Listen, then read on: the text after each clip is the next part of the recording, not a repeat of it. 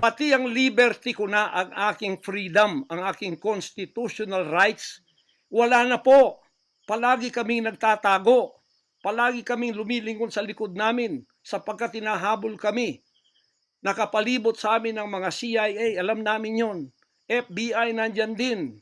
Pinag-usapan na ito dyan sa State Department. At ang reliable sources dumating sa akin. Ang ulo ko po ngayon, may patong na $2 million or 100 million pesos ang ipinatong sa ulo ko. Baka yan ay madagdagan pa kung may maunang makapatay sa akin. Ano ang nangyayari sa bansa natin? Ngayon, mga kababayan, ay meron pa pong gagawin daw sila sapagkat meron na daw silang search warrant. Pagkatapos daw, isi-search ang aming lahat ng compound. At hindi daw kami papayagan na merong witness na sasama.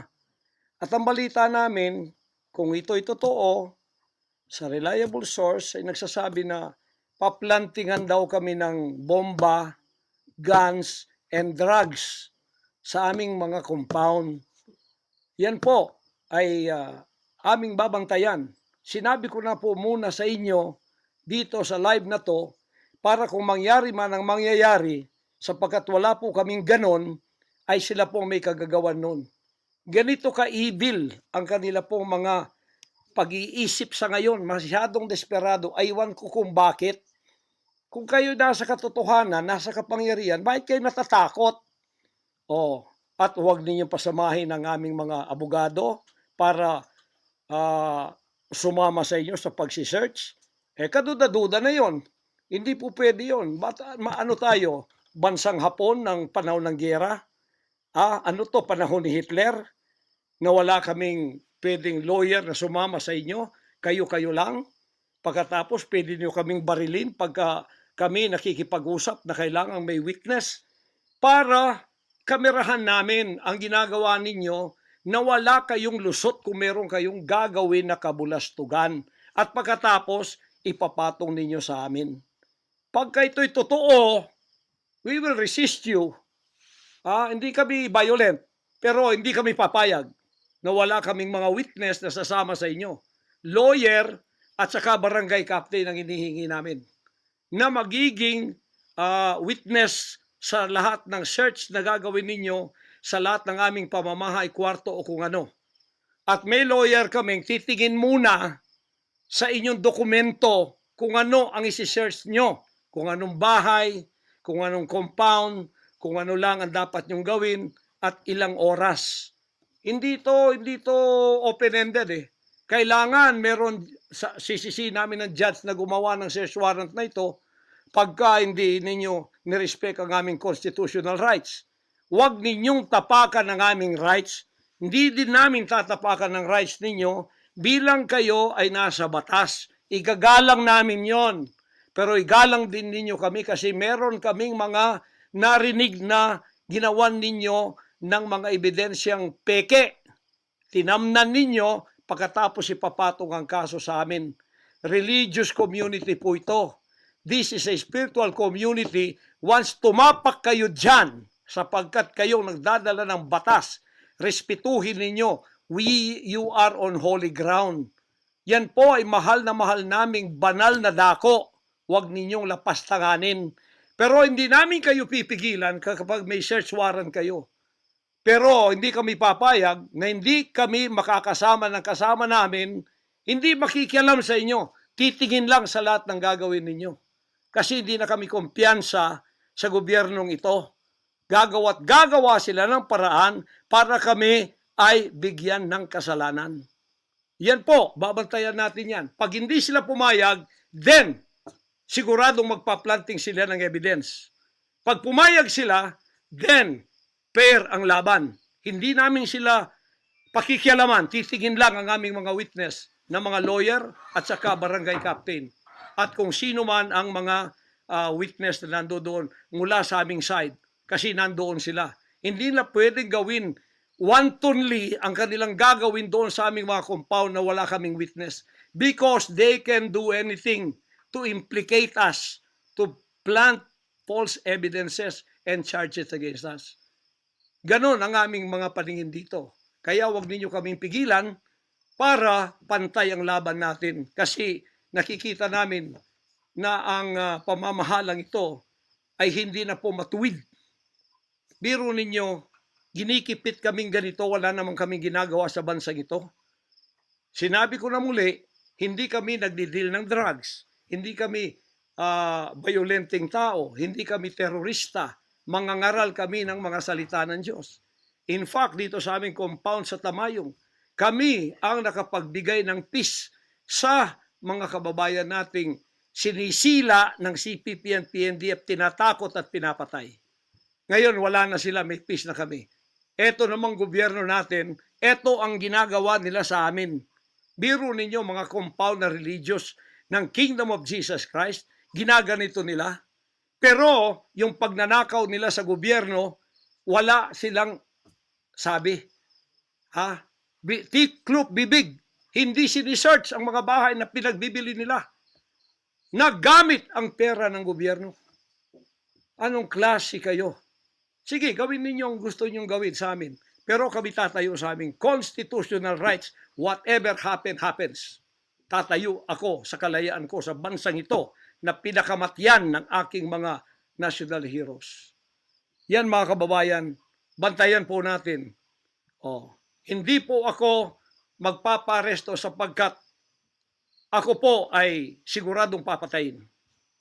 Kasi rendition na ang kanila, hindi na po extradition. Kaya wala na akong kalayaan at wala na po akong depensa sa sarili ko, kundi ang Panginoong Diyos lamang. Kung paano itinago ng Diyos si Elijah sa evil woman na si Jezebel, nang nagpakain sa kanya ay mga ibon na lang. Ganon din ang gagawin ng Diyos sa akin. Hindi ako ibibigay sa kamay ng masasama pag ganito ang pamamahala. It's an evil, unrighteous administration. I am telling you that. Bantayan natin to mga kababayan ko. 73 years na po ako. Magse-74 years na ako dito. Lahat ng administrasyon na daanan ko na. Lahat ng mga naging pangulo. Mula kay Diosdado Macapagal. Mula po sa malit pa ako kay Magsaysay. Kay Carlos P. Garcia. Kay Diosdado Macapagal. Kay Marcos Sr., kay Cory Aquino, pagkatapos kay Ramos, pagkatapos kay Gloria Macapagal, pagkatapos kay Erap, pagkatapos kay Ramos, pagkatapos si Aquino, Noynoy, pagkatapos ang ating Pangulong Duterte.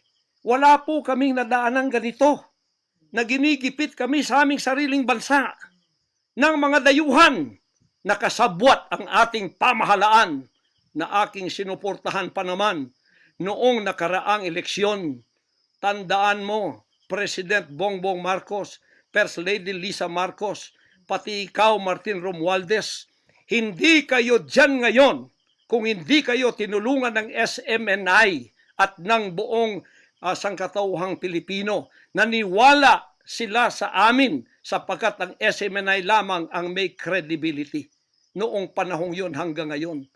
Ngayon, anong ginawa ninyo? Pinaggagawan ninyo kami ng kasalanan, inilagay ninyo kami sa kahihiyan, pagkatapos ibinilanggo pa ninyo ang dalawa naming mamamahayag, pagkatapos inaapi ninyo kami ng ganito-ganito lang, ang aming pong tolerance, it has come to the rim. Our tolerance has been to the roofs already.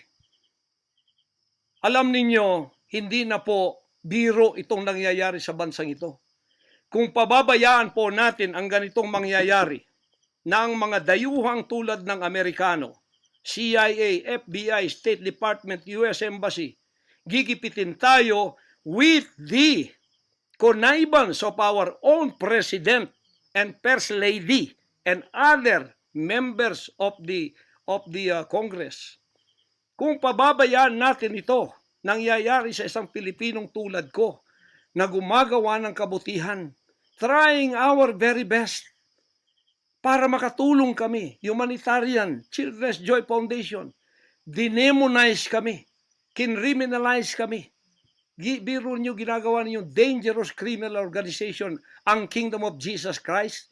Buong sanlibutan ang akin pong 38 years na munga ng mga 6 hanggang 7 milyong kaluluwa na niwala sa katwiran at nagbago ang buhay. Ngayon, ginaganito niyo ako ng dahil sa inyong politika na ang aking itinataas naman ay mga leader na tama tulad ni Duterte. Kasalanan ko ba yun na maniwala ako sa isang leader na matuwid at akin siyang itaas? Pagkatapos ganito kayo kadesperado para ako'y patayin at ang lahat ng aking mga senior leaders papatayin din, hanggang yung mga leaders na pwede pang pagkatiwalaan papatayin ninyo. And then you take over all of our properties and compound. Pagkatapos, lilinlangin ninyo ang mga tao. Pagkatapos, magtatayo kayo ng sariling korporasyon. I-incorporate ninyo doon ang lahat ng properties na pinaghirapan, blood, sweat, and tears ng aking mga members all over the world. Tapos, biglang-bigla, ililipat ninyo doon sa inyong bagong korporasyon. At pagkatapos, itataas ninyo ang kamay ng isang tao tulad ni Bandari at sasabihin niyo, ito ang leader ninyo ngayon. Ano ang Kingdom of Jesus Christ? Political government? Hindi po ganon. Mangyari ng mangyayari. Hindi po papayagan ng Panginoon Diyos ang mga bagay na itong nangyayari sa ating bansa sa mga sandaling ito. Kung ako, mabuting tao, kung ako nangangaral ng katuwiran, kung ako tumutulong ng kusang loob at hindi nagpapautang loob kanino man, ginaganito ako. Sino pa kaya kayo, mga kababayan ko? Bumukas na po ang mata natin. Magkaisa na tayo at alisin ang evil administration na ito na siyang ginagamit ng masamang espiritu upang ang kadiliman ay bumalot sa buong bansang Pilipinas. Alam ko, mahal ninyo ang Pilipinas, mga Pilipino. Naghihintay lang tayo ng tamang pagkakataon. Meron pa bang ibang pagkakataon? Tingnan niyo nangyayari sa Kongreso. Tingnan ninyong korupsyon. Tingnan ninyong droga. Mismong ating presidente, mismong kanyang pamilya, inakusahang druggists, inakusahang mga drug addicts. Wala tayong ginagawa.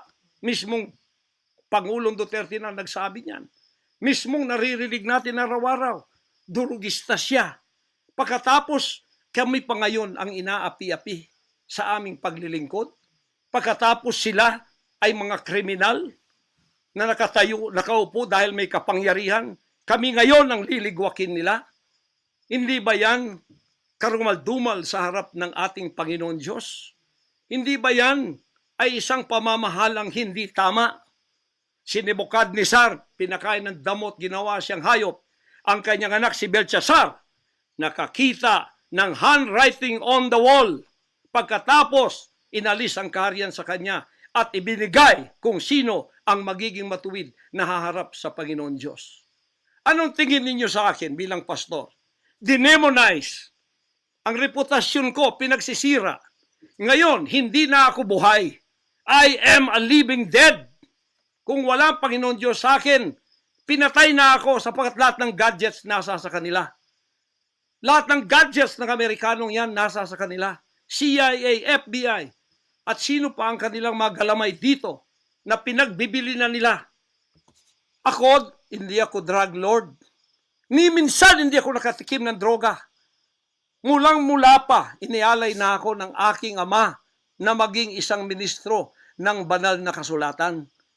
Hanggang ako'y lumaki, hanggang ako'y naging 74 years old, hindi ko po na-enjoy ang aking kabataan sapagkat hindi ako nagliwaliw. Ako po'y nangaral. 50 years na akong nangangaral. 38 years in the kingdom ministry. Ni isang sigarilyo hindi tumama sa bibig ko. Ni maliit na bisyo hindi ko pinasok. Ako po ay hindi nag-asawa. Ngayon, inaakusahan ako ng napakaraming babae. Ito po ang kasalanan ko. Pinayaman ako ng Panginoon Diyos, akala nila sa akin. Single ako, kaya pinag-aagawan ako. Pagkatapos na ako ay maghihindi, mapapahiya, ibabaligtad nila sa akin. Yan ang tinatawag kong Potiphar's wife syndrome. Oh, hindi po ako nagsasalita ng ganito kasi mapahiya ang mga babaeng yan. Oh, nag-aagawan sila. Mahirap man sabihin. Pinag-aagawan nila ako. Dahil nananawagan sa mga magulang, mayaman na tayo pag nangyari ito. Sabi ko, hindi mangyayari yan kasi dedicated ako eh. Oh, napahiya, ngayon binayaran at ngayon binabaligtad ang lahat ng istorya. Mahirap pong sabihin ko ito kasi masisira ang kanilang pagkababae. Napilitan lamang ako sapagkat ang buhay ko po'y nanganganib. Anytime pwede na akong kidnapin kung nakita ang aking lair, ang aking hideout. Anytime pwede na akong ligwakin. Ang aking mga BOA leaders, hindi na po natutulog sa compound. Kung saan-saan na lang po mga membro kami natutulog. Doon sa mga payak na mga bahay, doon sa mga bahay na hindi kilala. Sapagkat lahat po kami nakalista na, napapatayin, gugurgurin. Wala po silang takot kasi nasa kanila daw ang kapangyarihan. Mahal kong kababayan, nagtatago ako sa kakisariling bansa. Sariling mga compound namin na pinaghirapan. Hanggang kami na ako saan nagpapalimos. Pero yung amin pong sinusulisit, tingnan ninyo ang humanitarian na ginagawa namin. Ni 5 wala kaming ninanakaw. Yung mga volunteers ko, walang sweldo. Araw at gabi. Sapagkat nakikita namin ang mga kabataang Pilipino, pinabayaan ng mga politikong yan. Kami po nagsasacrifice para mapakain sila, mapaaral na wala pong bayad. Pagkatapos, ang kababayan nating nalipusta, kalamidad, walang tumutulong. Kung may tumutulong man, politika at may kabayaran. Nagtitiis po kami sa mga pag-alipusta. Sa paninira, inaangkin namin yung kasi malaki ang ganti namin sa langit. Ngunit pagka nakasalalay na ang ating mga kalayaan, lalo na sa kamay ng mga banyagang ito, na wala naman tayong ginawang masama sa kanila, tumutulong pa ako sa Amerikang yan. Nagdodonate ako doon sa malalayong lugar tulad ng Apalachian na hindi nakapag-aral ang mga bata. Bumili kami ng napakalaking library para sila'y makapag-aral. Mga Amerikano po yan. Kinikilala ba nila yon? Kung nagseselo sila sapagkat ako'y umusbong sa bansang Amerika, problema na po nila yon. Kung ako'y binigyan ng ama ng isang sasakyang panghimpapawid para hindi ako madelay sa aking worldwide na gawain, kasalanan ko ba yon? Kung ako binigyan ng pampalipad na helicopter dito para mapuntahan ko lahat ng aking satellite sa buong Mindanao, Pilipinas, kasalanan ko ba yon? Kasalanan ko ba na ako'y magkaroon paralan para makapag-aral ang mga bata na walang bayad? Kasalanan ko bang mayroong SMNI para hindi mabayaran? At pagkatapos itong salot na CPP-NPA na marami pinatay ng mga members ko, ministro, at iba pang mga inosenteng Pilipino for 54 years ay magsasalita ng katotohanan na hindi natatakot. Ngayon kami ang tinatakot ninyo, nililigwak ninyo. Anong klase kayo? Kung hindi kayo tatayo ngayon, mga kababayan ko, sapagkat ako'y living dead na, wala nang kwenta itong buhay ko, iaalay ko ito sa bansang Pilipinas. Ako ang mamumuno upang tayo ay magkaroon ng kalayaang muli. Unang-una sa akin, sa aking kababayan, sa Kingdom Nation, sa aking mga leaders na papatayin din, at sa lahat ng Pilipino nagmamahal ng kalayaan. Tatayo ako! At ako ang mamumuno sa bansa ito para sa katwiran at takot sa Diyos, para ibalik ang ating kalayaan at ang ating kaligtasan mula sa kamay ng mga banyaga na pinakabatyan ni Rizal, nila Bonifacio. Gayon ang panahon ng pagtayo. Ayaw ko pong gawin ito. Hindi ako politiko. Ang misyon ko ay isang pastor, isang alagad ng Diyos. Appointed son, magligtas ng kaluluwa. Ngunit hindi nyo kinilala yon. At ngayon sinisikil ninyo ang aming kalayaan na ma-enjoy namin ang labor namin for 38 years. Blood, sweat, and tears. Ang gabi ginagawa naming araw. Hindi kami nagmolestiya ng ibang tao. Lumago ang bansang Korean. Ngayon, you are envying and jealousy. Gusto niyo kaming i-put down. Mapipilitan akong pupunta at mamumuno sa bansang ito para sa katuwiran. Sasabihin ko sa inyo, pag ito'y kalooban ng Diyos, gagawin ko. Ngayon din, sapagkat ang buhay ko ay wala ng kwenta. Papatayin din naman nila ako. Ngayon, tatayo na ako para sa kalayan nating lahat. Mahal kong mga kababayan, ito po ang mahalagang mensahe ko sa inyo sa mga sandaling ito. Hindi ko po uurungan ang sinumang gumagapi sa bansa ko at sa aking kalayaan na ako mismo nagtatago sa aking sariling bansa within 74 years. Hindi po nangyari ito ngayon lang. Pangulong Bongbong Marcos, akala ko matuwid ka na tao. Ikaw, First Lady, akala ko matuwid kang tao. Totoo ba yung ginagawa ninyo riyan na meron kayong mga sex orgies at meron kayong mga drug session na nagliligwak kayo ng drug, sumisingot kayo ng drug habang nagsesex orgies kayo? Totoo ba ito? Totoo bang kayo ay may mga session ng nagarkila kayo ng mga voodoo expert from Africa, pagkatapos mga witchcraft sa India at ang inyong session Martes at pagkatapos Biyernes dyan sa Malacanang upang inyong aswagin, i-witchcraft ako, Vice President Sara at Pangulong Digong at ang lahat ng tutol sa inyong paglilingkod. Biro ninyo, naging demons na kayo, nag-devil worship na kayo kung totoo man ito. Nag-devil worship na kayo kung totoo man ito. Para lang kayo ay manatili sa kapangyarihan. Para lang kayo ay humawak ng aming pera ang hindi ninyo pinaghirapan. Kami po ay nagbibigay ng taxes. Lahat ng aking kingdom materials from China, may taxes lahat yan.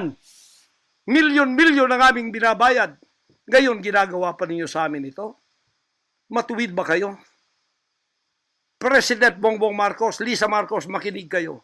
Totoo ba na gumawa kayo ng aksyon kasama ng FBI na ako ay nyo nang ipaligwak at binigay sa kanilang kamay?